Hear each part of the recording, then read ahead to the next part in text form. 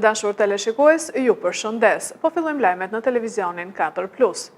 Atmosfera festive nuk po ndihet në Lushnjë. Bashkia ka zbukuruar vetëm sheshin kryesor të qytetit me pemën e Krishtlindjeve dhe dekoreve, por ka lënë pas dore rrugët dhe hapësirat e tjera publike.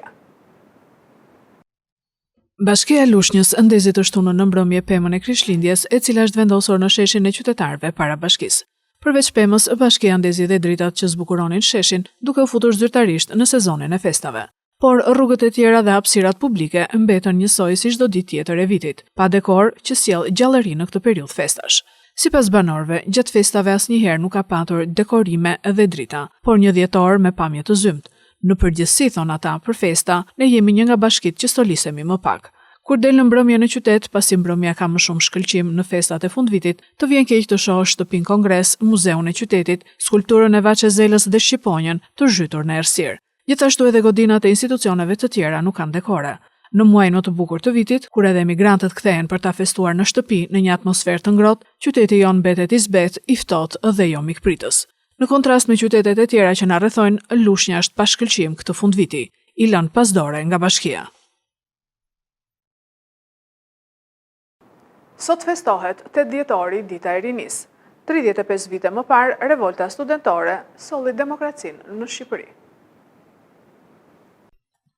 Sot është dita kombëtare e Rinisë, dita kur më 8 dhjetor të vitit 1990, lëvizja e studentëve dhe pedagogëve i dha fund regjimit 50 vjeçar komunist dhe i hapi rrugën demokracisë në vend. Kjo ditë e shënuar, e shpallur festë zyrtare që prej vitit 2009 i hapi rrugë rënies së diktaturës fal guximit të mira të rinjve që u përballën me një nga regjimet më të ashpra në vend.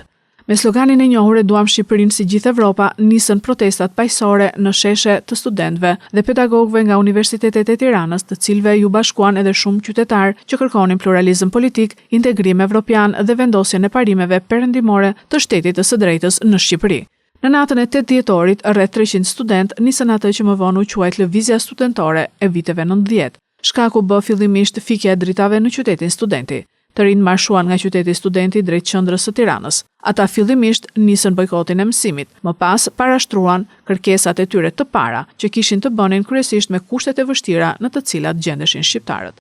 Pas 2 ditësh, më datë 11 dhjetor, Ramizalia konfirmoi zyrtarisht pluralizmin politik. Lëvizja studentore e vitit 1990 cilësohet si e vetmja lëvizje paqësore që ndryshoi historinë e Shqipërisë.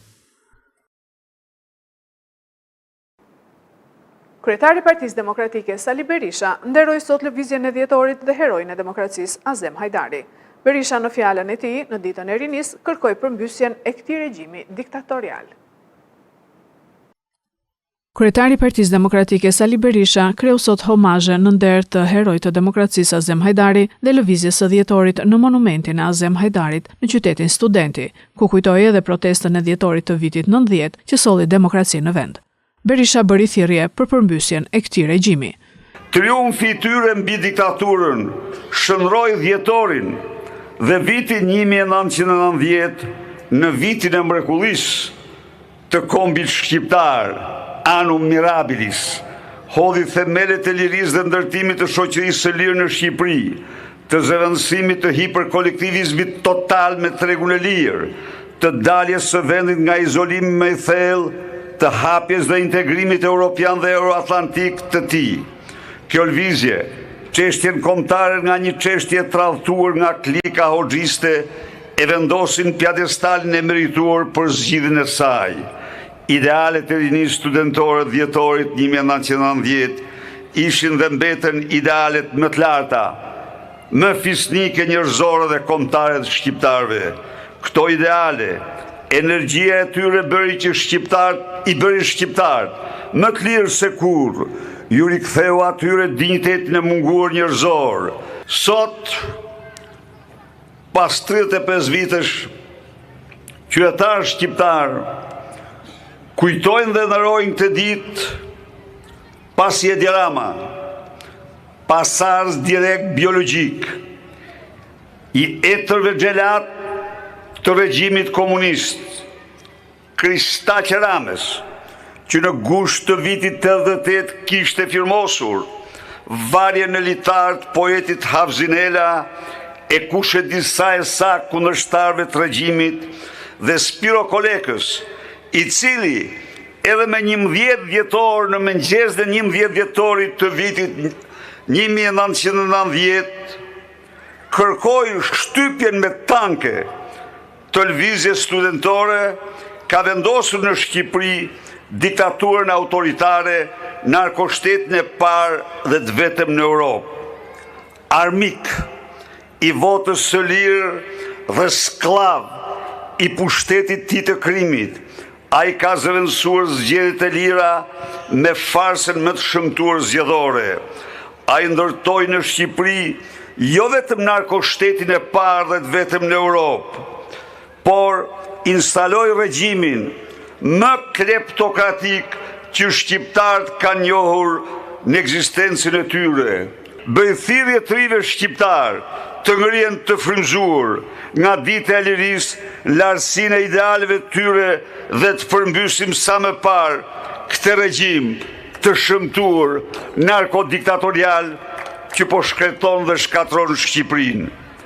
Nderim për jetë Azem Hajdarit, studentëve liberator të dhjetorit 90, Zoti e bekoft rinin e Shqipërisë, misionin e saj, nderimin më të madh për dhjetoristët. Viti hyn me këmbë të mbar për shqiptarët, tha kryeministri Rama në podcastin e tij, ku foli për pagat dhe pensionet që do të shënojnë përsëri rritje historike. Kryeministri Edi Rama përmbledhi zhvillimet kryesore të javës në podcastin e tij, ku foli përsëri për pagat dhe pensionet që sipas tij do të rriten sërish. Kryeministri shtoi se viti i ardhshëm hyn me këmbë të mbar për shqiptarët. Duke e rikthyer sërish vëmendjen tek hapësirat publike, edhe gjatë kësaj jave puna për çlirimin e tyre vazhdon.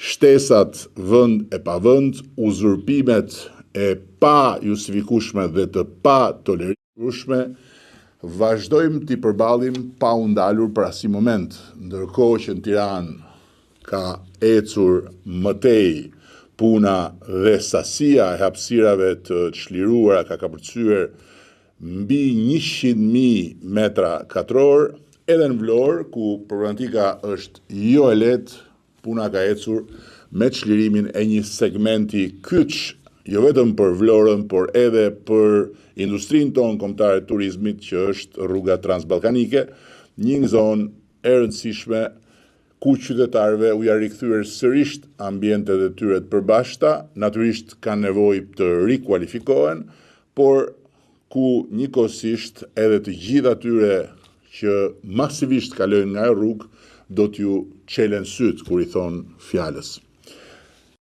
Edhe gjatë kësaj jave kemi qenë në dispozicion të qytetarëve me parashtresat në detaje përmes dëgjesave publike të buxhetit të vitit që është në prag. Një vit që hyn me këmbë të mbar për shqiptarët sa i përket të ardhurave në radh parë, në paga dhe në pensione, por edhe sa i përket investimeve publike, që do të shënojnë përsëri të gjitha këto së bashku një rritje historike. Tani më Shqipëria është në një nivel tjetër.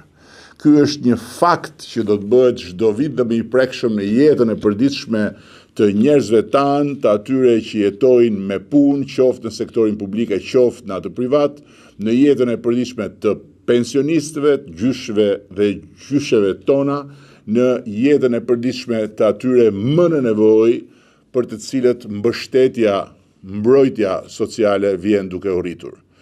Sepse ata që na dhanë besimin e jashtëzakonshëm me 83 mandate, një mbështetje e pa precedent për Shqipërinë 2030, jo vetëm meritojnë çdo vit më shumë, por do të kenë çdo vit e më shumë, pasi bara e borxhit ndaj tyre është e tillë që do të na bëjë të vazhdojmë të rrisim punën tonë për ditë e për ditë.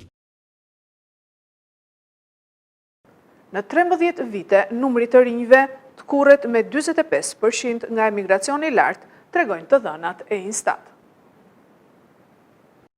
Sot është dita e rinis, por të dhënat e Instat tregojnë se numri të rinjve në vend në vitin 2024 ishte 45% më pak se në censin e vitit 2011, ose 405.000 të rinj të moshës 15 deri 29 vjeç. Më shumë se 1/4 e të rinjve shqiptar gjenden në të 30-tat e tyre dhe kjo rënje në moshë e popullsisë së re më shumë lidhet me numrin e pak të lindjeve dhe me migracionin e lartë, që ka marrë për masat e pandemisë në këtë grup moshë. Numri të rinjve ndërmjet dy censeve 2011-2023 ka rënë 3 herë më shumë se popullsia e përgjithshme. Në arsim të dhënat e vitit 2024-2025 tregojnë se numri nxënësve dhe studentëve po vazhdon të kurret. Të dhënat zyrtare të Instat tregojnë se për periudhën 2020-2025, totali nxënësve të regjistruar në të gjithë nivelet ka rënë me rreth 61.000, që përbën një tkurrje prej 10%, ndërsa gjatë dekadës nga viti 2015 deri më 1 janar 2025, numri nxënësve në arsime parauniversitar ra me mbi 31% ose 112.000 më pak. Punësimi të rinjve mbetet problematik me nivele papunësie që luhaten rreth 22% për moshat 15-29 vjeç. Një tjetër fenomen shqetësues është papunësia mes të diplomuarve në universitet. Pavarësisht viteve të studimit dhe investimeve të familjeve, rreth 15% e të rinjve me arsim të lartë rezultojnë të papunë. Kjo ndodh sepse universitetet prodhojnë më shumë specialistë në fusha si drejtësia, ekonomia dhe menaxhimi, ndërkohë që tregu kërkon profile teknike, inxhinierike, profesione të zanatit, turizëm dhe teknologji. Kjo mospërputhje shton nënpunësimin dhe detyron të rinjt ose të punojnë jashtë profilit ose të kërkojnë mundësi jashtë vendit. Shqipëria kryeson me diferencë të madhe listën e 45 vendeve me përqindjen më të lartë e emigrantëve në raport me popullsinë në vitin 2023. Ky nivel i lartë emigrimi nënkupton se gati 1 në çdo 4 shqiptar ka emigruar jashtë vendit, duke reflektuar për masat e jashtëzakonshme të lëvizjes demografike që ka prekur vendin ton gjatë dekadës së fundit. Shumica e këtyre emigrantëve mbi 80% janë të rinj. Niveli i lartë i emigrimit është ndoshta pasqyra e pakënaqësisë sociale dhe ekonomike të brezit të ri. Shqipëria ka hyrë në periudhën e fortë të emigrimit që prej viteve 90, fenomen që në vend që të zbutet vetëm forcohet. Çdo vit largohet një numër i madh të rinjve, kryesisht të kualifikuar, duke krijuar një humbje të madhe të kapitalit njerëzor. Sipas raportimeve dhe vlerësimeve të fundit, Shqipëria është ndër vendet e Evropës me norma më të lartë të largimeve të rinjve në raport me popullsinë.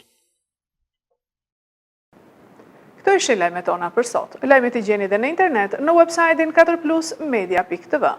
Bashkë mirupafshim.